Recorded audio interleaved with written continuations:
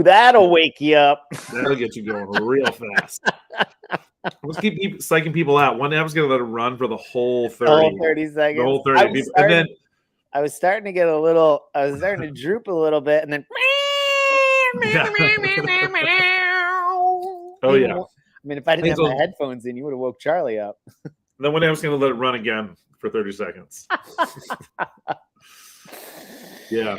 I am having fun with this. Dude, brought to you by StreamYard, the ultimate in your live broadcasting experience. You're crushing it, man. You're crushing it. Oh. Anyway, yeah, this is cool. So how are you, Jack? I'm all right. I'm all right. I was Where are you right now? Are you in the kitchen? I am in so we always had the fireplace. Yeah.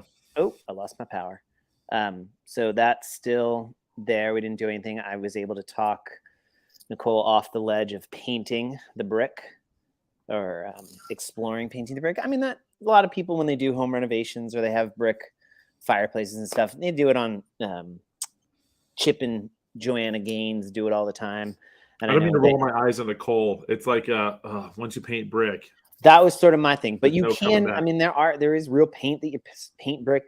But so this is really, so my dad works with a woman out of Ohio who they are one of the only companies in the world who still does stone and brick in like the old fashioned way. Like it's crazy that anyway, so she came for a visit to work with my dad about for fireplace manufacturing and stuff. And she wanted a tour of the academy. So I gave her a tour of the academy. It was awesome because she's like calling out in the architecture. Oh, they must have used this kind of stone. And then we were walking through in the building. She's like, oh, you don't understand how hard it would be to renovate this because they don't make stone like this anymore. We're probably the only ones, or maybe another one in like Canada that does it. And I'm like, wow. So anyway, so somehow the topic of we were doing our renovation, I was like, yeah, my wife had mentioned she wanted to paint brick. This woman, it was like I said, I think she's going to kill puppies and maybe even like throw children from buildings. I don't know.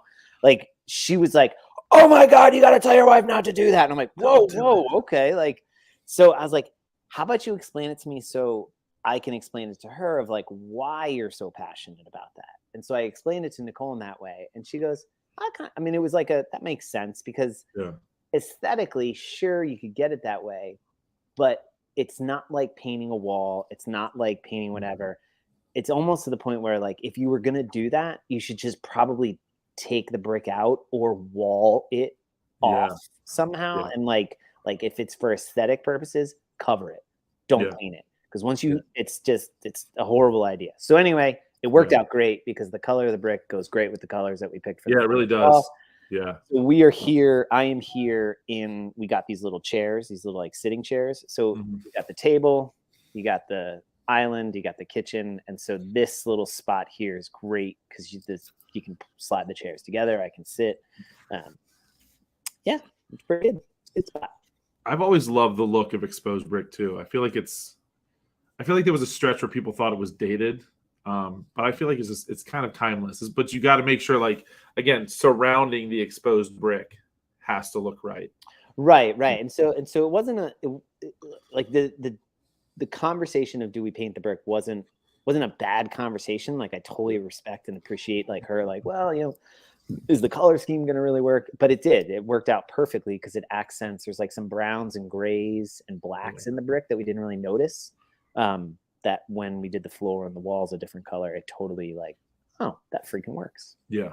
So anyway, that was a really long explanation of where I am. This is where I'm sitting. This is riveting radio, ladies and gentlemen. Right. It's all visual. It's all visual conversation for an audio platform. Yeah. Though we're on YouTube. I mean, I don't know. I wonder how many people actually are watching it versus listening to it. You can get those metrics, right? You can see all that stuff.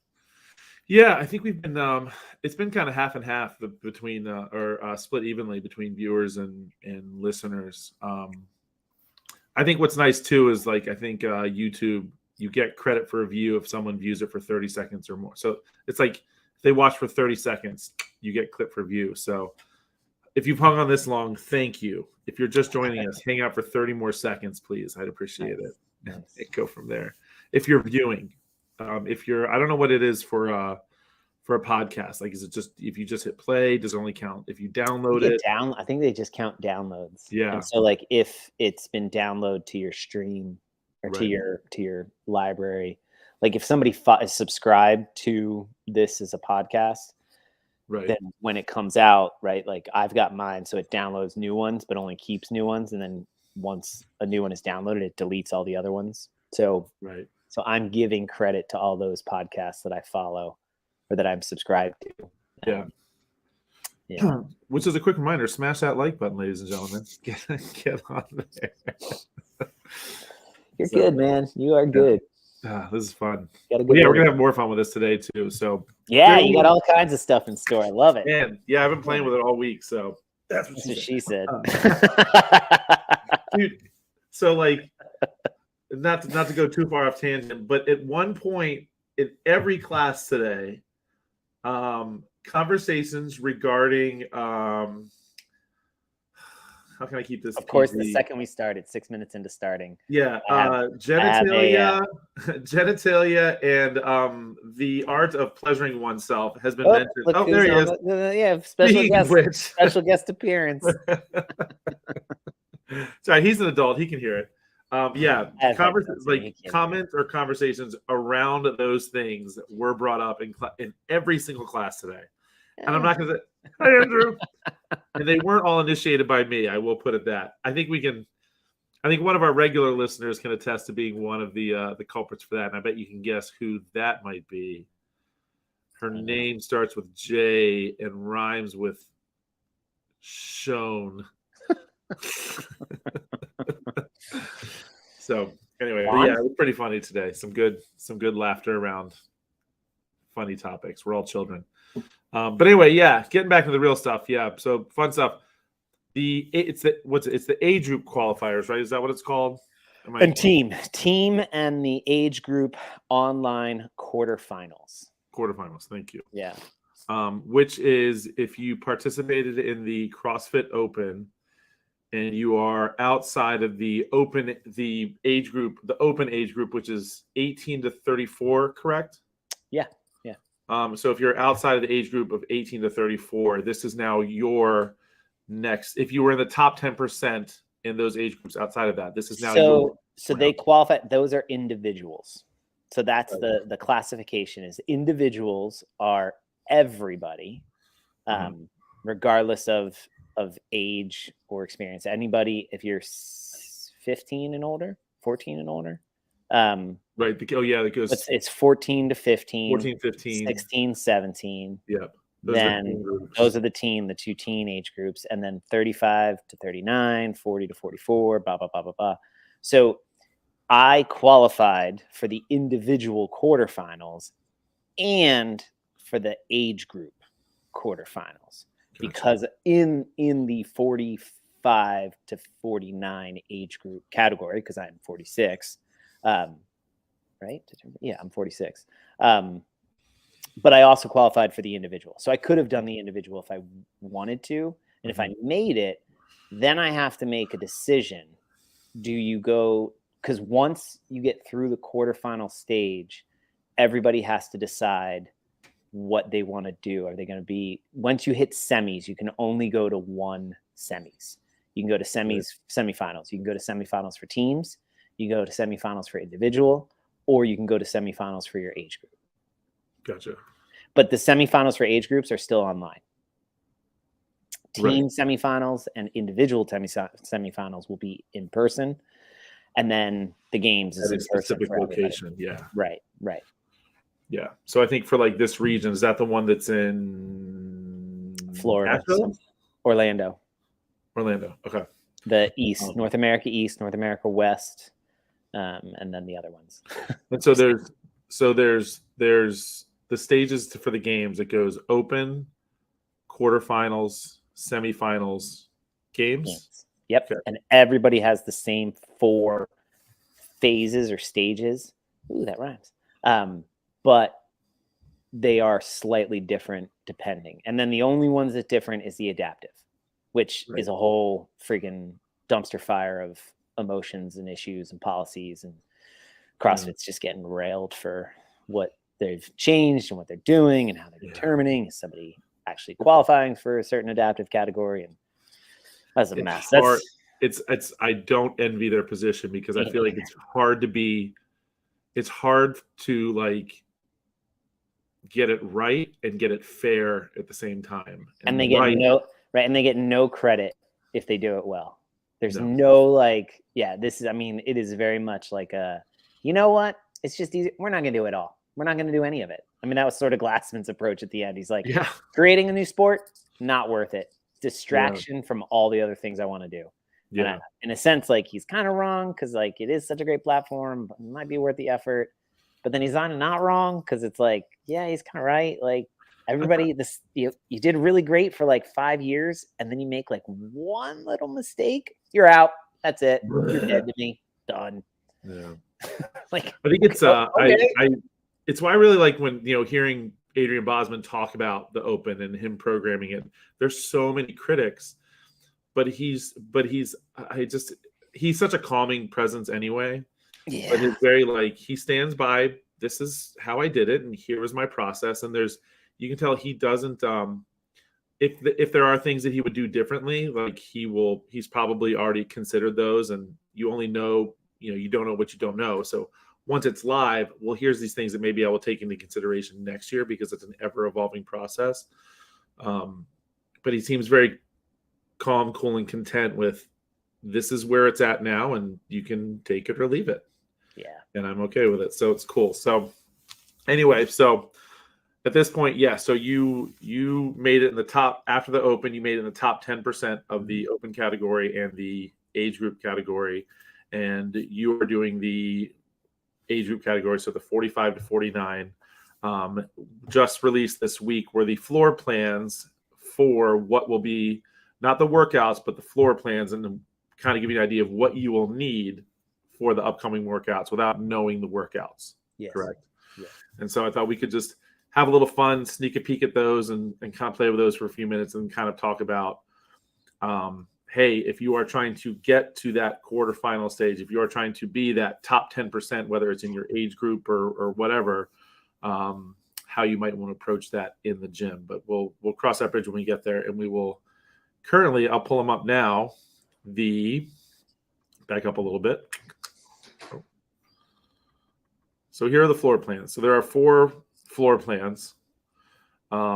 This being the first one. And so this is how with each workout. Right. So the timeline, all 4 tests will be released at Friday, 12 p.m. Pacific time.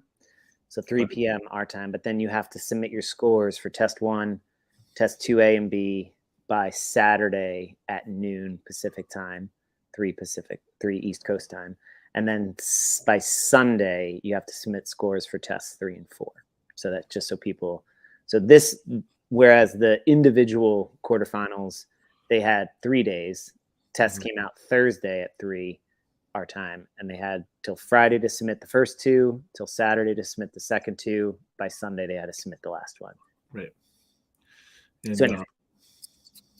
And that's what, if you were here last week, 2 weeks ago, that's what Sophia was doing before and after class.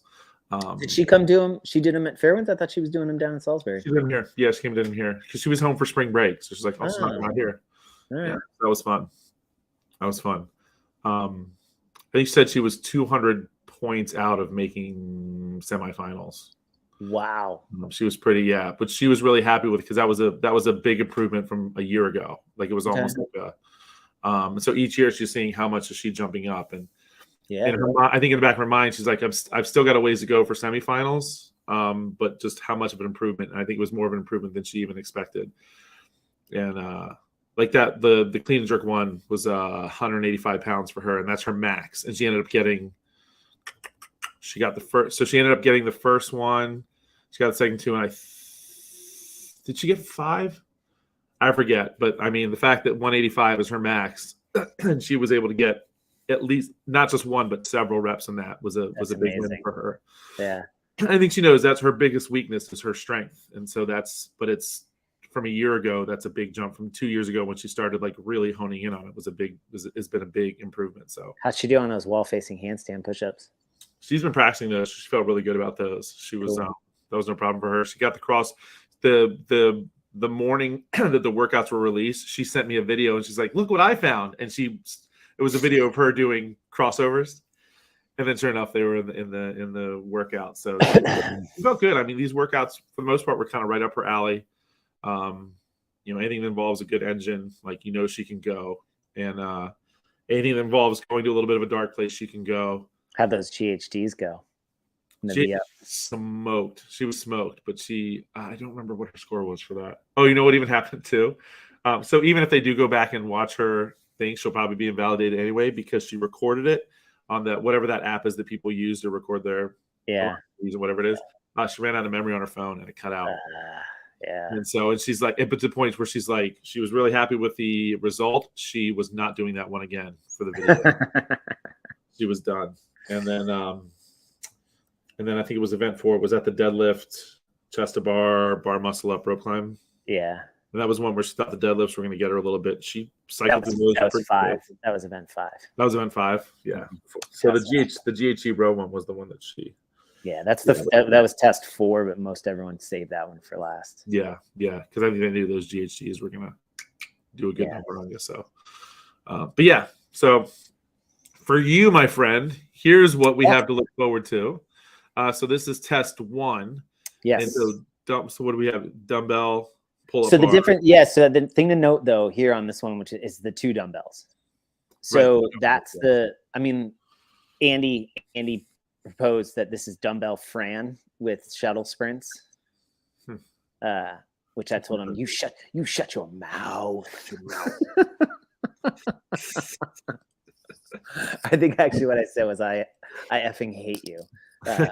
Or something like that, but I said, but keep them coming, because that could make sense. But I'm curious if it's 2 dumbbells of the same loading. If it's like, are we going to go up in weight in dumbbells? Maybe is there right? Because it says dumbbells. Yes. Clearly, they're of the same size, but it's a graphic. They're not going to draw different size dumbbells. And it would be interesting if it's so this one could also it'll be interesting if it's this is the one where we have to do overhead lunges, or maybe are we doing lunges with the dumbbell, farmer lunges or something, or farmer carries. So maybe it's going to smoke grip. So maybe it's thrusters pull-ups with farmer carries in between. Go ahead. I immediately thought I saw pull-up bar, dumbbells, and the line. I immediately thought farmer carry lunges and the pull-up bar. So something's gonna be grip intensive. One's gonna interfere with the other. Yeah, and maybe it's an increasing difficulty. Maybe this is the one where it goes, chest to bar muscle up, or regular chest to bar muscle up or something, and or just chest to bar the whole time, or just bar muscle up the whole time. So I also told Andy, I was like, I'm not wasting my time trying to figure it out. I look at this and I go, all right, cool, double dumbbell, most likely bilateral. So it's not going to be a unilateral movement like the other one was, most likely. All right, cool. I've been practicing those. There's nothing here that immediately jumps out to me oh shit, I'm not ready for whatever practice. And even if it's 270s, I've done some 270s stuff, it's atrocious and destroys me, but it's doable. I can clean and jerk double 70s. I can double press double 70s. It ain't pretty and it ain't fast, but at least. So that was my issue with the individual quarterfinals. I can't do a 275-pound clean and jerk. Right. 245 is my max at best on a really good day. So I did that workout with the 185. I still didn't even finish it. I think I finished the 10-minute cap. Right. Yeah. So there was moments in the individual quarterfinals that was very humbling and kind of demoralizing. And I after I was done crying myself to sleep on the gym floor, I woke up and, got over it and realized okay, that's why we do this. You constantly. Yeah. So I'm hoping with this one, clearly we don't know weights, we don't know movements and that stuff, but I'm okay, 50s and 70s, I can move whatever that is. We'll see how it goes. And as long as it's not walk on your hands and move the dumbbells right in a handstand, that could be an interesting I don't think I could do that, but a handstand dumbbell drag sort of thing. Yeah. No, I don't see no potential surprises there. Is what you're saying. Yeah. Most likely. Nothing in that one is like terrifying. Yeah. All right, cool. We're here. Test 2A and 2B. Actually, if you go back to it also, this is the other thing, because I'm going to be doing it at Fairwinds as well. I look at that and I go, okay, cool. You kind of already have the floor set up this way. Mm-hmm. I'm assuming the line for the shuttle runs is still there, or did you already pull that? No, lines shuttle run are out, but that's easy to put back down. Or we just put a cone, or you know what I mean? Yeah. So I look at this and I go, all right, cool. Everything at Fairwinds, piece of cake, got it set up. I'm looking at it too of like, because the imposition of putting this on you on Friday before evening classes and then Saturday and Sunday, but I plan on being done on Saturday. So anyway, that's the other thing. Yeah. So, okay. Cool. Number 2. And then same with this one, right? Yeah. So you already have the wall set up like this. You've set it a couple different times in different platforms where you've left that line there for the handstand walks and for the handstand push-ups. So I'm like, all right, sweet. That other 8-foot tape line, whatever, piece of cake, we can put that up there and then move a GHD and move a plyo box. Bam, done. They even have the brown wall. So yeah, it's like they knew. Yes. They're like, if you go to Fairwinds, you'll be taken care of. I think that's what they're saying with these. Yeah. So this one, 2-parter. I'm intrigued, right? Like, is it going to be what on earth tells you it's a 2-part? Oh, A and B. I'm kind of like, is it like a so is it a couplet with the wall and the barbell, which kind of makes sense, and then maybe like some sort of max effort with the GHD and the box jump. Seeing as they're like separate, is it a triplet and then like a max effort with the box jump or with the GHD? Or it's interesting. There's going to be an interesting thing. The thing about it, though, that barbell can be placed anywhere as long as the athlete is facing the camera. Then maybe it's then maybe it's like a triplet with the wall, the box, and the GHD, and then like a 1-rep max. Or 1-rep max, yeah, that's or like something like that, which would be cool. But we kind of already did a strength test with the thruster, so that seems to me different than Bosman's done with his other programming of. I would imagine they would do the 1-rep or another strength, like a max strength element at the semis, where this one is more like, I want to test people's top end strength, but when interfered with a bunch of other shit.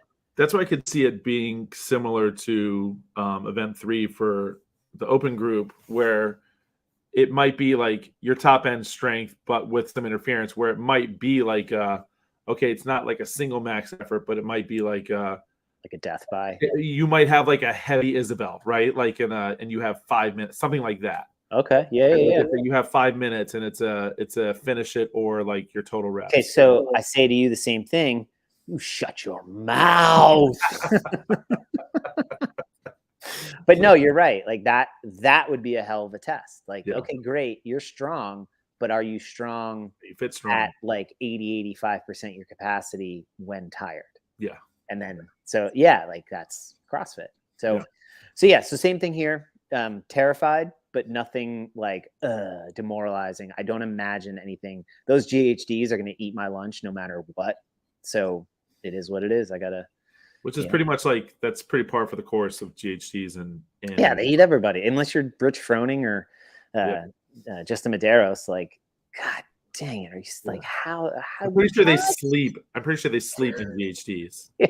They wake up by doing it. Yeah, it's amazing. And I mean, like, all right, I guess I just better do more GHDs. I'm gonna have to finally just pull the trigger and buy the portable one that you can. I have a thing in the garage, like a strip. So I got the thing to put the foot pad in, and then I just got to buy the thing that goes on top of the box. But for a year, I'm like, I'm not spending $300 on something like that, blah, blah, blah. But I've always been tempted to just get like a set of those for like a few of those for the gym, just because they're like, get them out of the way, and then you pull them out when you need them. They're out of the way when you don't, because the GHD is such a space suck.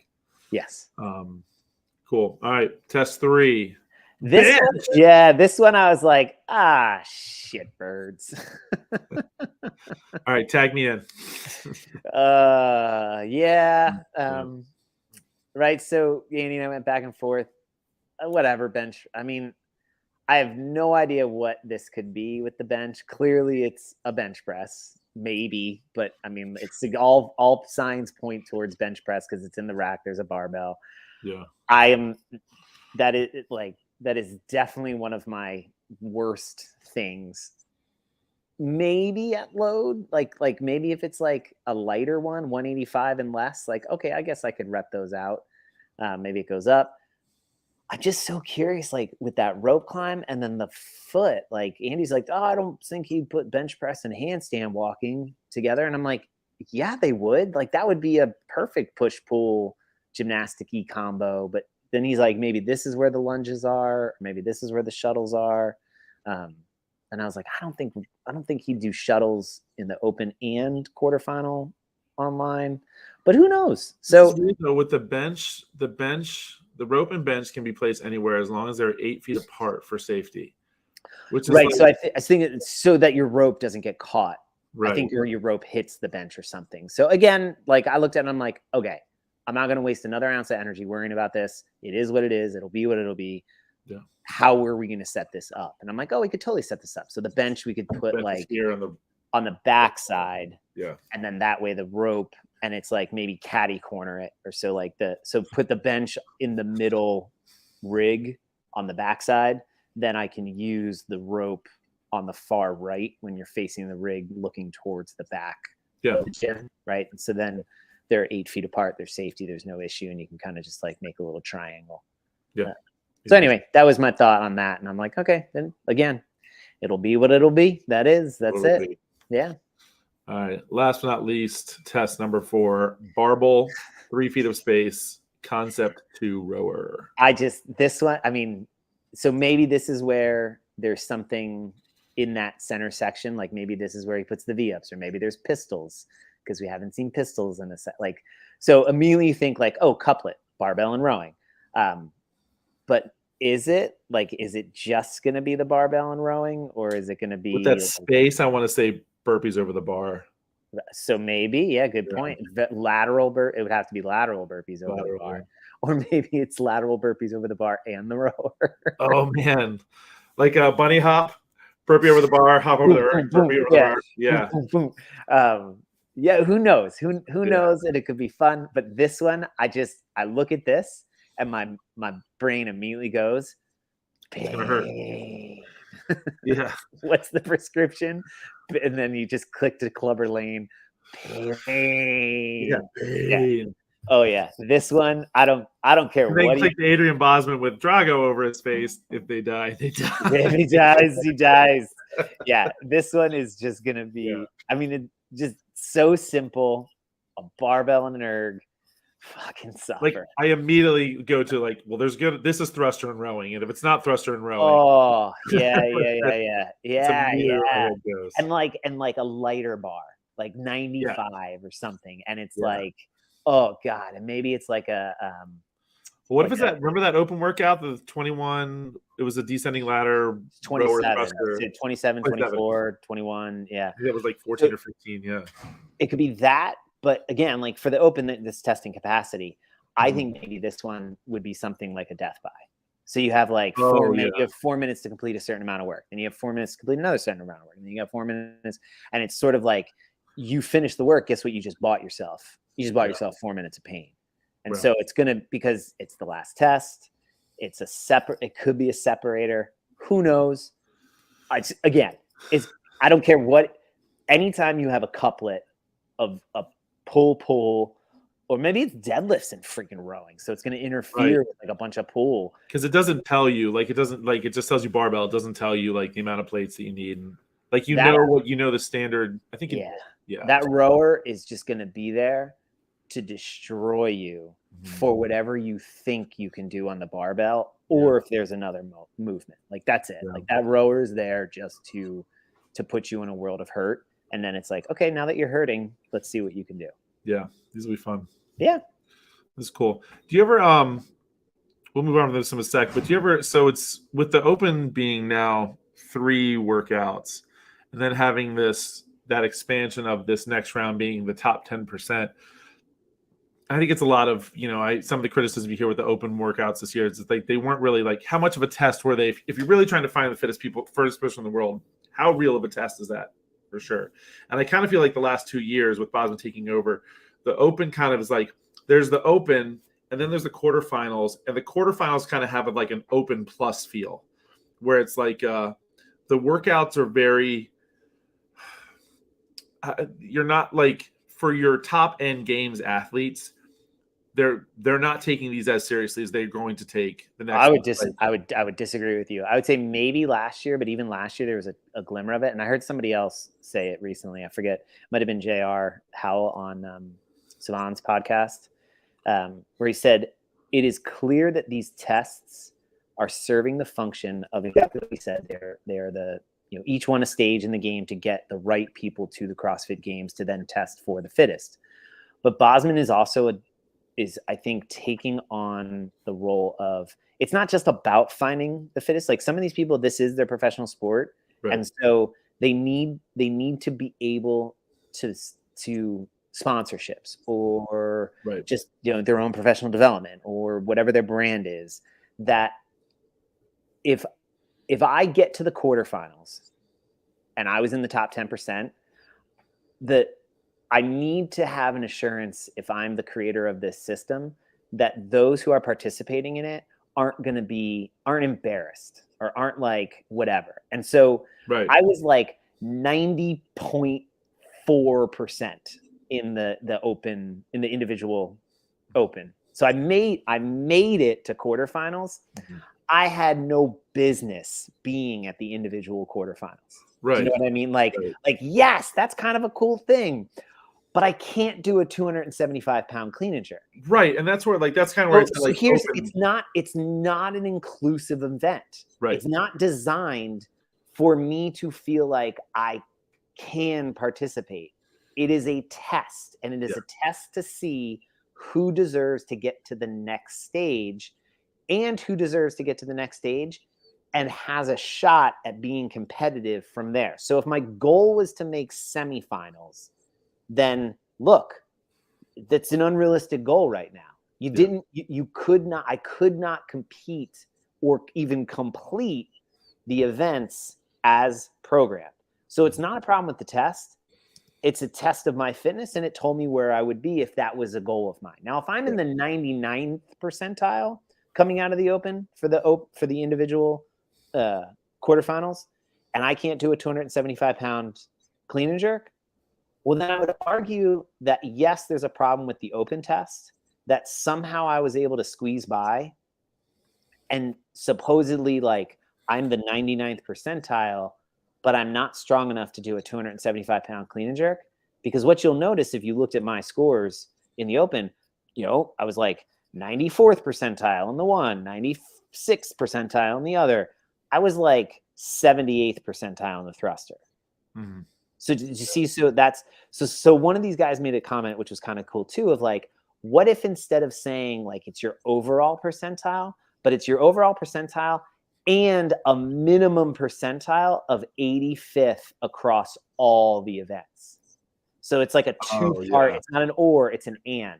So you have to be at a minimum percentile, or overall you need. I'm taking the top 10%, but I'm taking the top 10% who did not have a single event outside of the top 85%. Oh, that's a good way to So now it's okay, that's a different filter, and I was like, that's kind of a good point.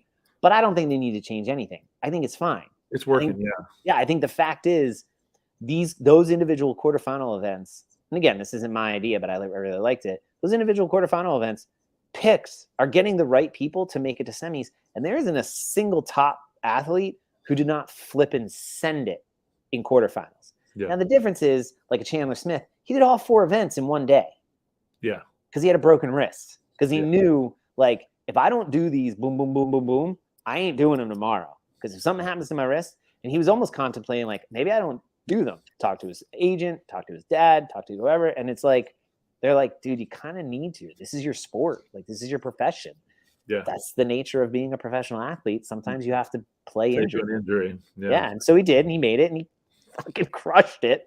And he's gonna, heal up and be ready for the, whatever semis he goes to. Yeah. So, long answer to your question, I think the system at its core is spot on. Like, it's doing exactly what it's supposed to do. If me as an individual participating within the system has my feelings hurt because the test identifies for me something that I thought I was better at than I'm actually better at, how is that the test's fault? Yeah. It's not. That's the whole point. That's right. Right? It's a test. It says it at the top of the sheet. It's weeding out those that are not capable of completing the test. Right. This is no longer a question of everybody's invited. By nature, it is exclusionary. It is attempting to cut people out of the party. So maybe it's less of it's a problem with the test and more it's a what's wrong with sort of society at this point of like you think you deserve the right to get invited. Like you do if you meet the standards that were established. And now, all right, there's discrepancies in the judging and it's unfair and blah blah blah and like all this other stuff. Like I'd be like, well, the fact that you assumed fairness from the get-go, again, your fault, not the thing. Like there's always it's humans involved. There's going to be elements of unfairness, biases, issues, whatever. But the simple fact is, Justin Medeiros or Mal O'Brien or Ariel Lowen or any of these people in the top 10, in the rankings, whatever, they do the test and they don't make it, something, right? Or even like the middle 50 do it and something, right? Like then I'd be like, whoa. So that person was in the top 0.1% in the open, but then they did all the tests and I'm watching their videos and they didn't make it. There's a programming issue. And this is where the crossovers, that's where the argument comes with a movement like the crossovers. Like, are they so niche and kind of like tricky? What are they? Yeah. Right. That it kept somebody out of it. The answer is no, they didn't. And having done them for 2 weeks and won't get to do them now because there's no jump rope. Just kidding. I mean, I'm not kidding, but whatever. You can do them for me, buddy. It took me about a week of practice to get like, oh, and the equipment mattered a little bit and I can understand the frustration with that and blah, blah, blah. But the simple fact is, even if I had a speed rope, like you can get more proficient at them that they end up being no different than any other jump rope. There's a skill, coordination, a balance, agility, whatever. And they're good interference for that workout, that test. Anyway, that's my take on it. I think the system is working. I think it's fine. They got tests, they got tweaking things they got to look at. But they said that at the very beginning when they even wrote the rule book. I mean, everyone looked at something too. Like I think someone took like Justin Medeiros' score for like one of the workouts, and it's like if you applied a 15% penalty because he did something incorrectly, he still gets first place in that workout. And so it's like the top of the best of the best are still going to. The cream will rise to the top, as they say.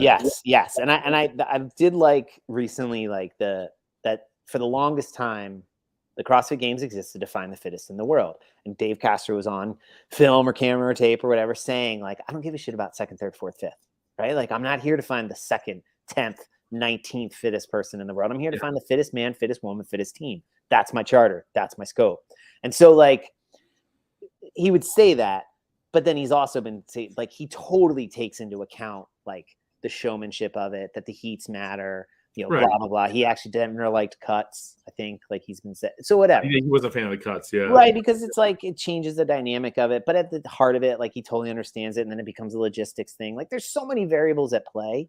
I think we would all be better off if you just went in assuming these are really intelligent, deliberate, and conscientious people who are trying their best, and they have the athletes, the community, and the sports best interest at heart. And how old of a sport would you say this is? Right, like 2007. So So do them, but what I mean is, like, rather than come into it like there's these nefarious actors behind the scenes, like, I'm trying to get this, I'm trying to screw everybody, like just trying to get everyone's $50 for right, quarterfinals. It's not the case. Like, if that was the case, they could have easily done a better job of screwing everybody over, and right, like, but that's not the case. Like, they're truly trying to do the best for the most people, and at the same time accomplish their stated goal, which is to find the fittest man, woman, and teams, and masters, blah blah blah, to find the fittest people in these different categories. And so it's like okay, that they're hitting a 95%, I would say, on most things. Like, they're A plus and solid A at least for this whole freaking mess that they're making their way through it. And yeah, I mean, dude, this is worth $50 to me. Totally. Like, I'm gonna pay my money each time, because it's really kind of emotionally, like, and maybe that's, I got some self-interest, I got some introspection to do. Why is it so enjoyable to get that email in my inbox? You've qualified. Congratulations, you're invited to do. Like, I was like, fuck yeah, man. And it was easy for me to hit the pay my $50 thing, because it's like, that's fun. Like, I felt accomplished, Eric. Right? Like I said, you are, man. You work hard. Yeah. So it was like, all right, cool. You did the work that makes you deserving of that spot. Yeah, and I know that if I pay that $50, I'm not going to blow it off. Like, I'm making choices around what Friday and Saturday. There's, like, of course, it's a weekend that, like, the universe, like, all of a sudden there was nothing on that weekend. There is now, like, 9 different things that I'm having to, like, not show up for, move. And I'm like, what the fuck? Right. And that's the way it always is. Like, the second you plan something, like, 10 other things get planned on top of it. So Well, speaking of planning, Jack, I'm on the outside of that 10% trying to get in. So my plan is to try to get there next year. Cool. So so in short, like, okay, so there's the open workouts. You need to RX all your open workouts to get there. And so the conversation now is from in the gym, here's the workouts. To RX or to not RX is the conversation.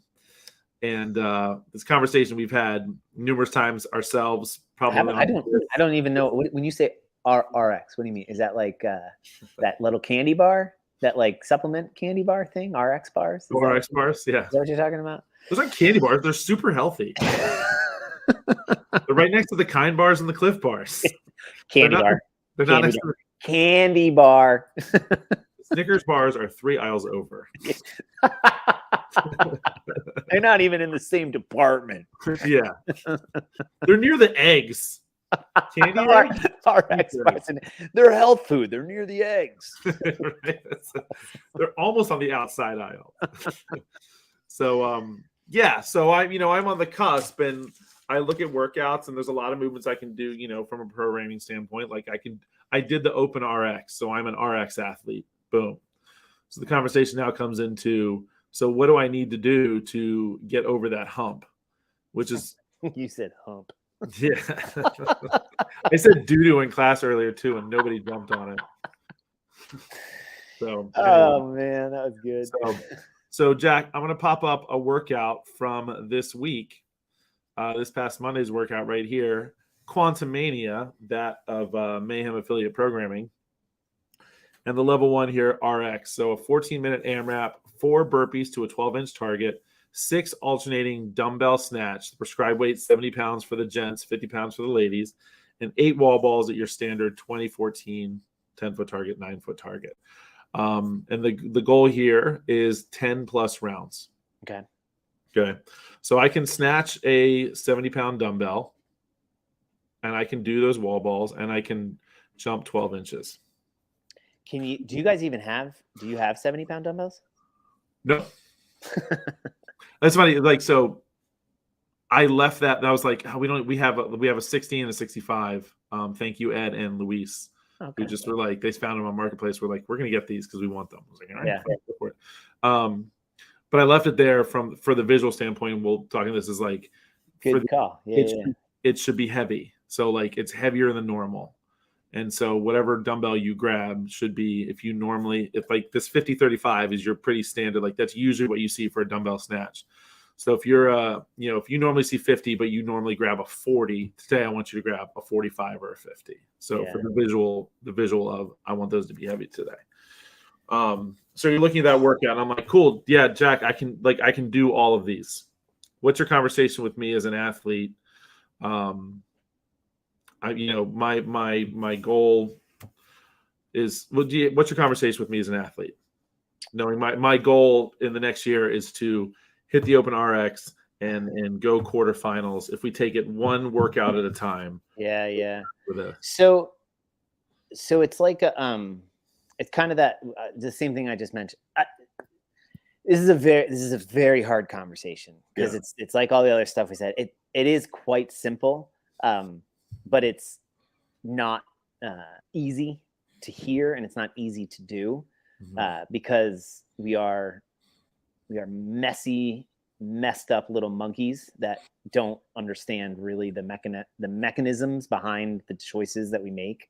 And then when somebody actually like shows us those mechanisms, we just don't want to believe it because that's not me. Like I'm not like that. I'm unique. I don't think that way. And it's like, well, actually statistically you do, because you're just like everybody else and you are easily swayed by external stimuli, just like everybody else. So you're flesh and bones, a brain and butt, like everyone else. Right, like everybody else. So yes, you're right. You are unique because it is your unique experience. But can you just go ahead and assume like you're going to be susceptible to all the same things that everybody else is? So you are 100% right. If it's 4 burpees to a 12-inch target, 6 alternating dumbbell snatches, and we'll say 70 and 50 for the RX person, and 8 wall balls at a 20 and 14 target, you can do each of those individually by themselves. What is the goal or the intent, the RX, the prescription of this workout? Like, what is the intended stimulus? And in that intended stimulus, what is the training objective? Practice, training, competition. Those are the 3 things in which, if we're talking about CrossFit as a methodology, it can accomplish. And this is, I don't know where Ben Bergeron stole it from, or maybe he came up with it on his own. I don't know because I didn't dig much deeper, but those are 3 things that he would harp with his athletes in comp train, and it was extremely effective. So I'm just going to give him credit, and I'll leave it on him that if he took this from somebody else or if he used it from something else, whatever. That practice should be somewhere between 20 to 30% of your total effort across the time you spend in your movement practice. Training should be somewhere between 40 to 60% of so if it's like, right? So if I do the math on that, if I'm on the high end of 60% of my time I'm training, 30% of the time I'm practicing, what does that leave me? 10% of the time for competition. So if there are 6 times I come to the gym, there are weeks that you should not be competing at all. And a workout like this, if I'm looking at it and I'm trying to beat somebody else in the gym, I'm trying to beat my own intended, I don't have deliberate top end and bottom end barriers that I shall not exceed and I shall not be less than, and I must stay within that bound. If I don't have those, then you're competing. Do you know what I mean? Like, and if you've put a clock on it or you're counting reps, you're training. The practice means there is no like that practice would be the muscle up stuff, the ring muscle up stuff that you're doing right like today or whatever. Today after where it was sets of false grip ring rows. Right. And even like some of the weightlifting stuff. If I'm weightlifting and it's before workout or after workout, what a great opportunity to frame that as practice. Yeah. Right. So in an hour class, there may be 3 parts to it. None of them should be competing. 2 of them should be practice. 1 of them should be training. So a workout like this, 14-minute AMRAP, they told you it's 10 plus rounds. Let's just say 10 rounds. If I have 14 minutes, 10 rounds, it's a minute 20, right? Minute 20 per round, 3, 3, 4. So 4 minutes for 3 rounds. So 12 minutes for 9 rounds. I can fit the last round in a minute 20, and there's my 10 plus, right? So if I just say I'm going to go a minute 20 per round, I'm going to put myself on a minute 20 clock.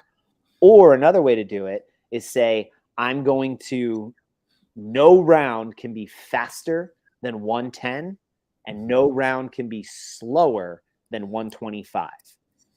And all movements must be unbroken, and I will not rest longer than 5 minutes between movements, except for the transition between the 8 wall balls to 4 burpees, right? So I will never rest longer than 5 seconds between 4 to 6, 6 to 8, and then from that 8 to 4, I give myself into the minute 20 and I go again. I give myself to the minute 20, I go, right? Like that would be training, because you're training movement, you're training pacing, and you're training overall stimulus to see how you can consistently move across an AMRAP. That's like a very specific, like if I'm coaching you and I'm coaching you to attempt to get to RX, now the question is, can you do that at level 1? With like guaranteed, yes, I know I can. How? Because I've done it 1,000 times before this. I have the reps to know. I have the volume that I could do. I don't know, maybe. Can you do it at level 2? What? You're doing it at level 3, and you're going to do it at level 3, and you're going to exceed the intended 10 plus, but I want you to stay within those bounds that we did. Yeah, but that's going to be too easy. I don't care. It's one workout, right? It's one workout across the next 365 days. You're establishing a baseline of what a very specific level zone 2 heart rate, zone 3 heart rate, zone 4 heart rate, whatever, because heart rate we can like measure and it's consistent. That is your baseline. That's it. Do it. And you're going to do it for the next 2 months. If that's not acceptable to you, guess what? When shit gets really hard, are you fucking kidding me? You think that if I give you something that specific and that ability, but the grind of staying true to it and consistent with it is hard now? When shit gets really hard, you're telling me you're going to be able to push through it? Bullshit. Like, there's no effing way you're going to get there if this is too hard to stay consistent with. Yeah. Does that like, if somebody truly is saying like, I really want to move to this next level, I really want to get this goal, I really want to do this, be like, great, here, I'm going to give you something to practice consistent compliance with. That's your first step. Just be compliant with meeting the intended stimulus and getting out of your own way of thinking, I have to do more, I have to go harder, I have to go faster. No, you don't. We'll get there, right? Like, and if you don't do another RX workout for the rest of this year until maybe the last like 2 months, kind of ramping up to it, right, exactly, I bet you still do better than you did this go round. Because there was no intention. There was no if I'm just swinging at a random RX target, there's no intent, and I hit it. How did you hit it? Why did you hit it? What did you hit it with? Could you hit it again? Who did you hit it with? What if I change one variable? It's CrossFit, unknown and unknowable, right? Like, you're trying to remove as many variables as possible. And in this one, whoo, mind explodes. So let's make it real easy. For the next 2 months, you will do every workout at level 3. And let's just see hit every single intended stimulus without fail and without going to like dark place, on the roll. Yeah, right. Because here's what I offer. If that's the only way you know you've done something well, then you are never going to improve past your current state of capacity. If the only way I know that I've done something well is that it really, really hurt, that's it. Like, you are going to top out at physical capacity. And if you're over 25 years old, that shit's declining every year, right? So you're going to need to find a different strategy. So totally different conversation, but she's getting close, right? Like there is other, but she also has a good coach and she knows like she's tweaking the other stuff. Going hard is not always going to be the thing that you need to do. Yeah. I think it's even this one, like the same as too, like this is a moderate intensity workout. This is not a full send out of the gate. Like, I mean, look at right now, 14 minutes. Like, it ain't short, but it's pushing long in the CrossFit. This is a training workout to train multimodality triplet that has a lot of shoulder interference. Yeah, that's it. Like it's a lot of pushing the pull for the dumbbell, but really it's a lockout, especially if it's heavy. So you're training position. You're really training, can I transition in the air? Yeah. Right? Like, so do you have that yet? If not, go lighter until you get it. And it's like, no joke, like able to be done. Anyway, that would be how I would approach it. But you can't have that conversation every day. So it's let's set a hard and fast heuristic for ourselves for the next 2 months. And if the person is on board and they're like, yeah, I'm in. For the next 2 months, every workout you do is level 3. This leveling stuff is actually very effective for that purpose. For general population, it's kind of a guideline. Yeah, it's too much. Guidelines, right? So I don't want to do any of these movements. All right, let's just pick 3. Let's just pick 3 things. It's 14 minutes of work, like whatever. Like the fitness freedom aspect of street parking would allow this to be like, like they wouldn't have levels, they'd have it slightly different. But the idea is still the same. So like somebody listening to this is like, I don't give a shit. I don't really want to compete. Well, take the heuristic out of it and be like, well, look at this. Do you have issues with jumping? Do you have issues with burpees? Are you always doing step back, step ups? Is there something like burpees smoke me? All right, so your focus here is the burpees. I don't give a shit about dumbbells. Let's do swings. I don't give about wall balls. Let's do front squats. Let's do goblet squats with that dumbbell. Like, right? And the thing is, never put the dumbbell down once you pick it up. Fast burpees. Never put the dumbbell down once you used to pick it up, right? So like there's that there, the leveling gives, as you said, a guideline or a framework for all of those things. For all of those different types of athletes, the conversation kind of is the same of what are the things that you are making assumptions of, and have you asked, actually, are those the very things that are holding me back or that are keeping me from getting to where I need to go? And if so, you got to jerk yourself out of that. And so if I'm an athlete who is just like always chipping away at that top 10%, what you think is, oh, I got to keep pushing against it. What if you turn and go the other complete direction, right? Do infinitely less than what you think you need to do, and do that for 2 months and let me know how it goes. Yeah. I think, because the initial thing is like, I need to do more. I need to do a special weightlifting program to get stronger. And then I need to throw in post-workout burners and stuff to like get extra volume. Nope. Cool. Well, yeah, let's take a peek at another one. So here's this one, cool, nice little chipper. So this is, what was this one, Thursday? Coming up, yeah. GAC sit-up, shuttle run, 50 toes to bar. So I when we were looking at like which ones to pick, I like this one as a counter to the other one because that was a 14-minute AMRAP. So that was like AMRAPs by nature are a less declarative test of your ability to stay consistent across the entire. They are a rest tester, meaning for every second you are resting in an AMRAP, you are not completing work. Right. So the goal in an AMRAP is to rest less. He or she who can rest less wins. So in a chipper, the same thing, rest can kill you. But it's more strategic. Well, it's actually, for me, it's a muscular fatigue because you're doing all of the same thing, then moving on to all of the same thing, then moving all to the same thing. So like if this was 5 rounds for time of 10 GHDs, 10 shuttles, 10 toes to bar, you could go infinite. You could keep your intensity much higher because you can keep moving much faster because you don't hit muscle fatigue. Right. So 50 GHDs, 50 shut on 50 toes to bar, you're going to hit muscle fatigue. So if I have to break those GHDs up, or I have to break the sit-ups, if I have to break them up, okay, like I can't do 50 in a row, but I'm never going to be able to get to 50 in a row. Well, then that's a capacity thing. So this is a chippers are not the best training things, but they're good to throw in.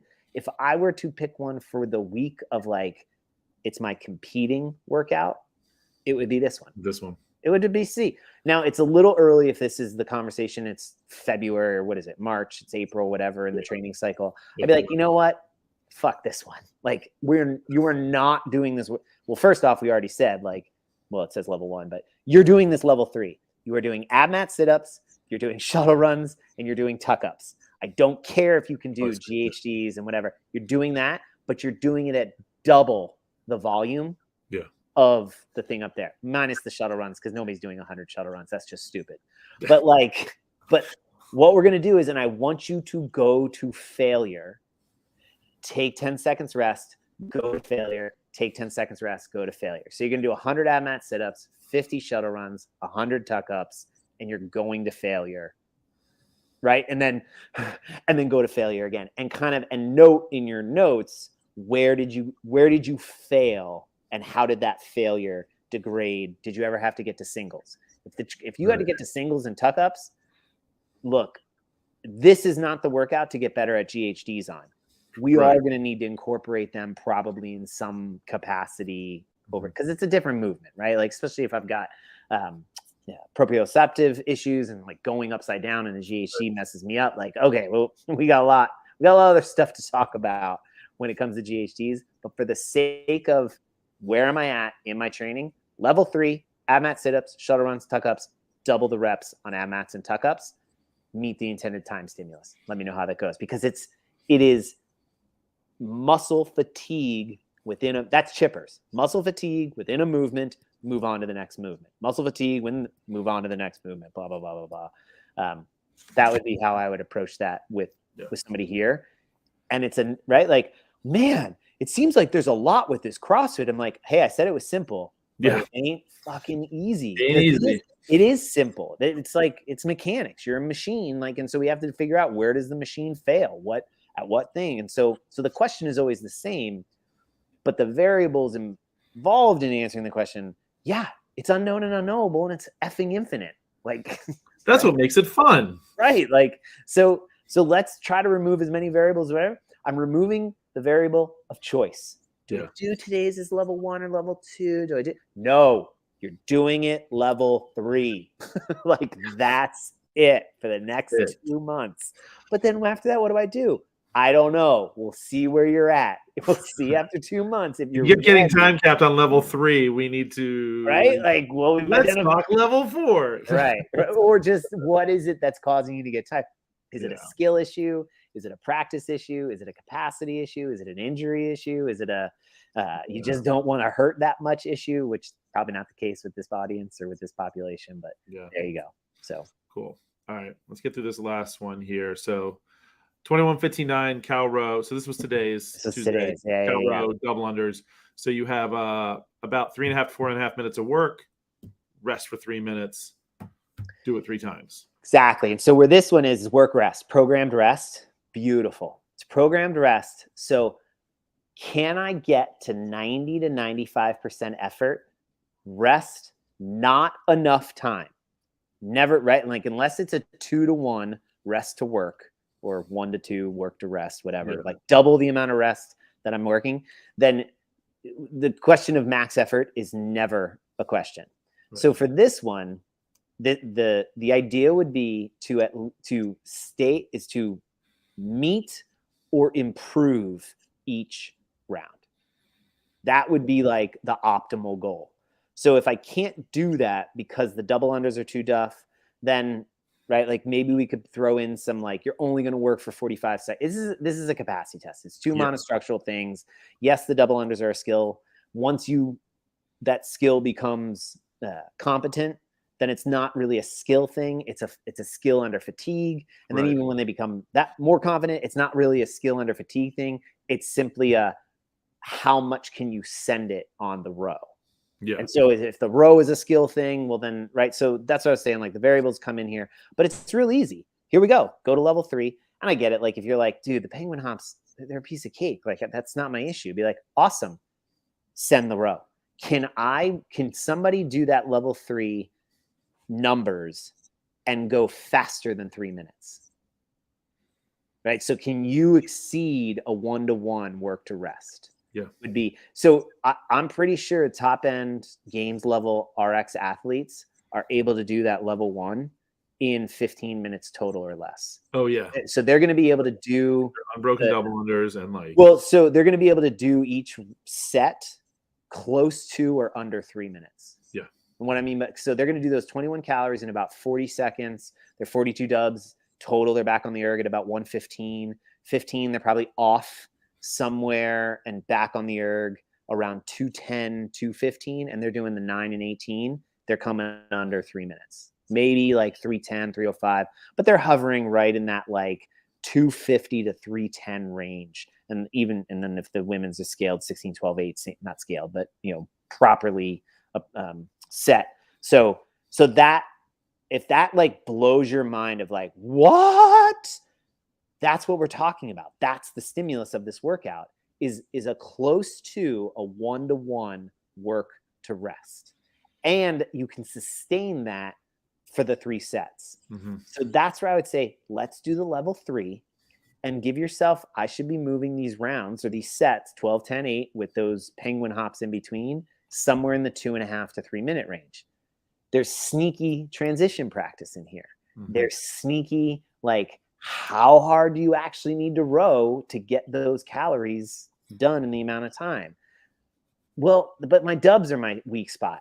This is not the workout to work on dubs. Dubs is a daily 3-minute, 4-minute, 5-minute practice element. Yeah. And then once they're competent, well, guess what? We got 2 months of you at level 3. We got plenty of time to work on those dubs. Yeah, don't worry.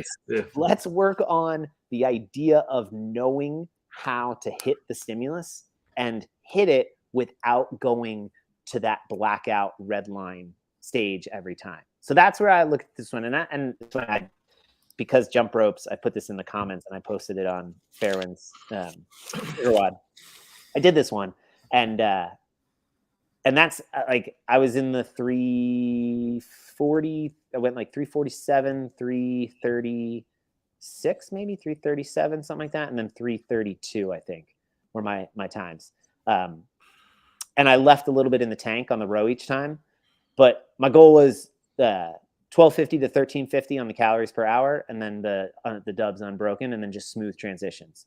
And I never wanted to let my heart rate get above 160, 165. And so I nailed it. I was like, cool, it was good training. There we go. I wouldn't have done this if there was jump rope in the quarterfinals. I would not have done this one. They had something else programmed with like crossovers, but since there was no jump rope, I'm like, well, no sense in worrying about wasting jump rope. Right. So might as well just go for it and see. But it was good. It was a good like kind of taper. Heart rate got up, a little sweaty. Good transition on the row, but also more practicing like pushing the row, settling at like something probably just above like where I'd want to hover in 1,000 or 500 meter, whatever, and then easing it back near the end for the transition to the next. So that you can, So right, like practicing that was my whole, like, I don't give a shit about my time. I don't give a shit about like the other stuff is just like to keep me honest and keep me focused and intention. So like, can I stay here for most of the row, and then as I get to the end, kind of back it off a little bit, so when I get to the dubs, like that's the thing I was practicing. So I don't care if I did it level 1 or level 2 or level 3. If I practice that, like that's the takeaway, and the training happens because I'm working for about 15 to 20 minutes at level 3, level 4, maybe dip into that level 5 effort. And I'm talking or zone 3, zone 4. So we're talking aerobic, threshold, anaerobic as far as like heart rate training stuff. But like that kind of stuff, if you don't really want to worry about it, nerd out on it, it's great. That's what makes CrossFit so effective is we already said, go level 3, right? So like, and go level 3 at a time. That window is big enough that I guarantee you, if you hit the stimulus athlete who is trying for the next stage, you're probably and it's like, that was too easy. That was, I really think I could have gotten more.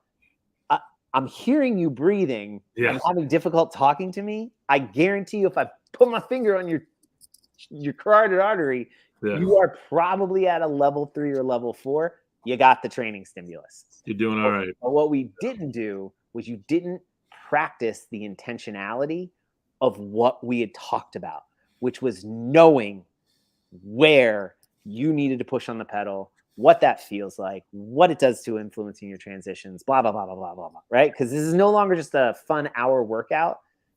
You're training towards a competitive goal, right? Like you've changed the context of what you're doing this for. Yeah. Boom. All right. So that would be my ongoing conversation with somebody. And what it comes down to is, look, man, the first step is, can you put your ego aside and get out of your own fucking way? Because whatever you've been doing up to this point, it ain't working. So maybe try something else, and maybe try the thing that, like, I'm not making this up. This isn't my idea. This is how everybody who gets better talks about, like, oh shit, right? Read the book Mastery. If you're saying it, like, I didn't write this. The guy who, and I forget the guy who wrote the book, what it's called. Like, that's what they do. Like, people who are masterful at something, guess what they do when they hit a plateau? They go back to where they were before and say, okay, clearly they actually don't want that, like, PR or that peak, because the peak means, like, the journey, like, my time for learning is over. I've hit. So, like, they will purposely, when they hit the peak, they'll go, all right, that was cool, but it's not a celebration. It's like, sweet, I get to go back to the learning phase again, because that's the stuff that's fun. But if I'm constantly, and I'm pointing at the top, if I'm constantly struggling and feeling that sense of, like, I just can't get there. I just can't get there. You don't have any room. You don't have any emotional capacity for learning. So you've got to go back to, like, below what your capacity is, reestablish, like, okay, I can do this. And where are the areas I can't do it? Now we've identified the variables. So it's like, okay, cool. Time to move up to level 2, because it's going to introduce new variables. And maybe you never get past level 2 during the training phase of thing. And then when the competition comes out, it's like, dude, this is competition time. Let's go. Like, we're not talking about this anymore. I've got all these other tools that I established for myself, and I can still bring those to bear. But, like, when that 70-pound dumbbell came out for snatches last year, I've maybe done 10 total 70-pound dumbbell snatches. But what I had done was a ridiculous amount of 50-pound dumbbell snatches in the 20s and 30s, like every minute on the minute, with, like, double unders or toes to bar or box jumps in between. So when 20 70-pound dumbbell snatches came up, it friggin' housed me. But I was able to do it, and I was able to do it with a sense of, like, I was a little bit better. You know, a year later, I've done a lot more 70-pound dumbbell snatches. So when I saw that snatch and overhead workout, I was like, yes. But I don't know if we have that one now. So I don't even get to celebrate that one. Cool. Well, good stuff. Does that answer your question? Does it answer my question as the athlete? Yes, it does. Yeah, that's good. Does that make you feel bad about yourself? If you were the athlete and I said that to you, would that make you feel bad about yourself? I mean, no. I mean that with, like, a sense of, like, no, honestly, I as an athlete, I would kind of find that almost as, like, I think, and maybe this is just me, but I kind of find it as a sense of relief. It's like, oh, cool, because I'm beating the hell out of myself trying to, like, RX. I'm beating the hell out of myself, and I feel like it's just, I'm banging my head against the door. So you're saying I actually get to make it easier, like you said, and it will be there. And it's kind of going back to, like, keep it simple. Yeah. So yeah, I feel like if I was, because I can tell you too, the person that's, like, RXing and, like, missing the stimulus, or just trying to race, or just trying to compete every day, I guarantee you that person physically also feels beat up. Right.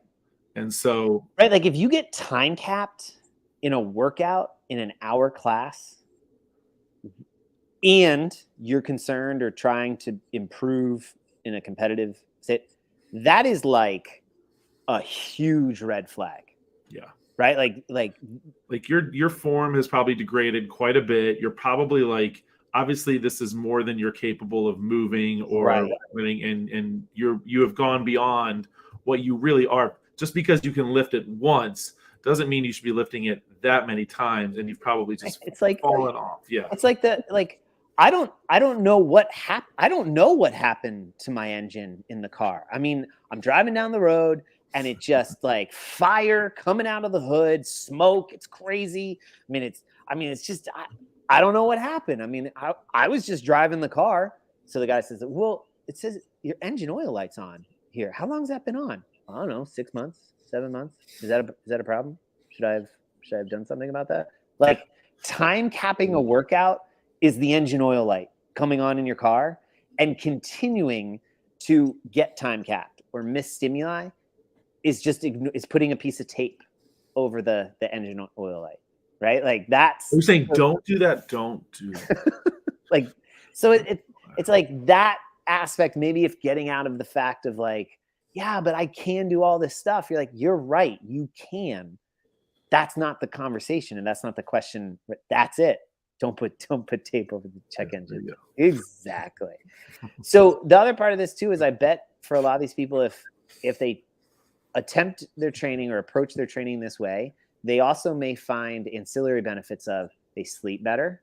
Mm-hmm. They're not as sore every single day, which means when they come in to train, the amount of intention that they can place in other areas all of a sudden goes up 10, 15, 20%. Yeah. Right. They're instantly picking up things. They're not as inflamed all the time. They're not as, they don't have as much tendency to like binge eat on the weekends, because it's like, oh, I fucking earned this. I fucking worked so hard this week. Yeah. Right. Yeah. Like, and 5 days of effort derailed in 24 to 36 hours of like, just because you're holding on so tight the rest of the week, and then it's like, so now Monday, Tuesday, Wednesday, you're trying to like get yourself back on track. By Thursday, you're exhausted again. You come in and you crush yourself on Friday just to come back into the cycle, right? So it's like, just by sort of shifting that, turning the temperature down on that like one thing, seems to also then have all of these downstream effects that, it totally makes sense. And yeah, it's so much better. Yeah. So it's, yeah. So yeah, short answer, no. No. If you're really, would it hurt my feelings if I'm really if that's the advice being given to me by someone who seems a little like seems to know what they're talking about to get me to where it is I want to go. Maybe it's not what I want to hear, but it's what I need to hear. And so does it hurt my feelings? No. How does that sound? Yeah, it's good. And then it becomes an individual, cooperative effort. Right. Exactly. Like, you do this for 2 months and you're like, you know what? This is miserable. I hate it. I'm bored. I got major FOMO. Then I'd be like, then try for a month at the next level, or stick with this, but give yourself 1 day a week, because you put the programming out for the whole week, right? Mm-hmm. So pick one. You get to pick one. Or hey, let's find a local competition and let it go for a second. Yeah, give it like just that itch and see where you're at. Yeah, it's a great call. Yeah, exactly. Like, that's the part of like, because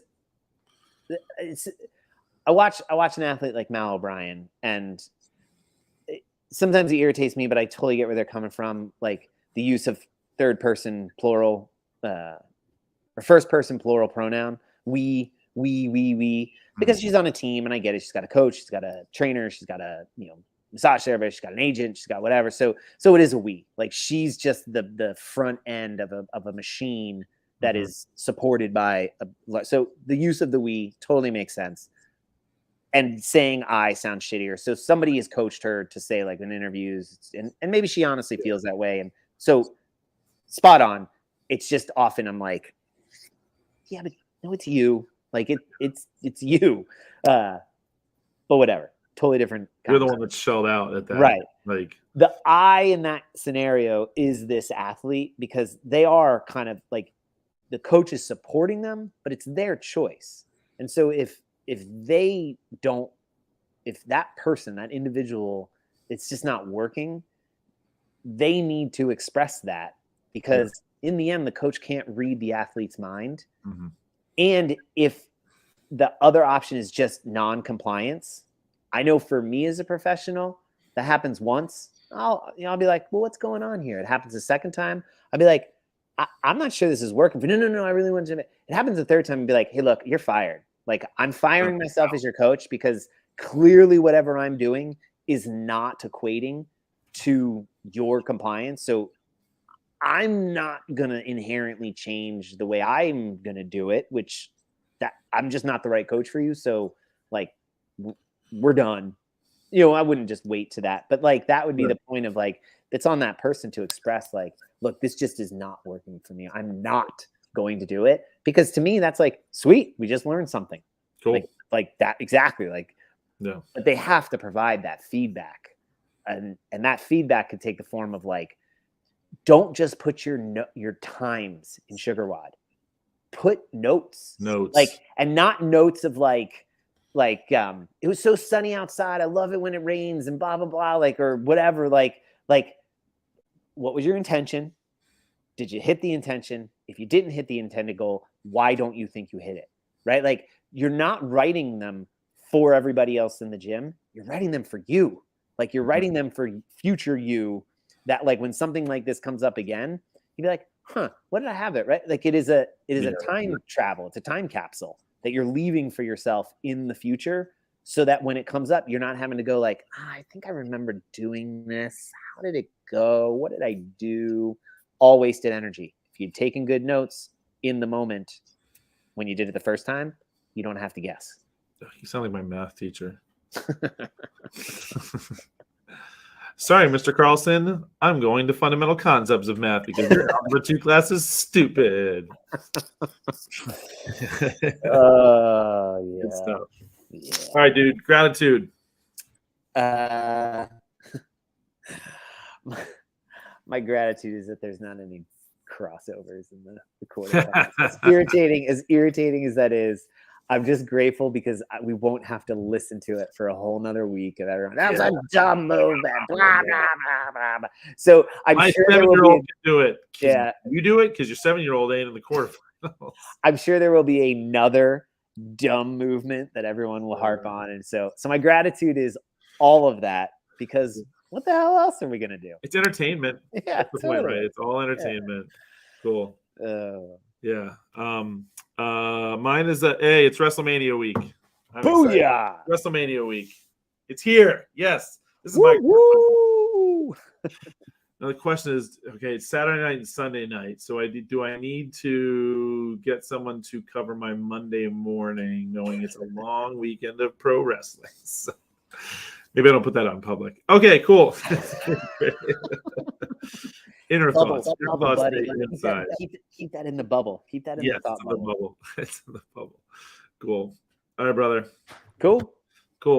Hey, next week let's talk about some programming. Yeah, that's the plan? Yeah, that was awesome. Right. This is my teaser. Big preview. This is my teaser. Yeah. Nice. Yeah, it's good. Special guests? You gonna have any special guests on? Trying to get somebody else to jump in. I'll have to mull it over. Maybe any of the new level 1 graduates, or you have a few of those. Yeah. You have a few of those. Yeah. Cool. Yeah, awesome. Yeah, let's talk about that next week. Cool. All right, brother. Am I hanging up, or are we just closing out and then debriefing? Hold on, let me do this and say bye. Bye, buddy.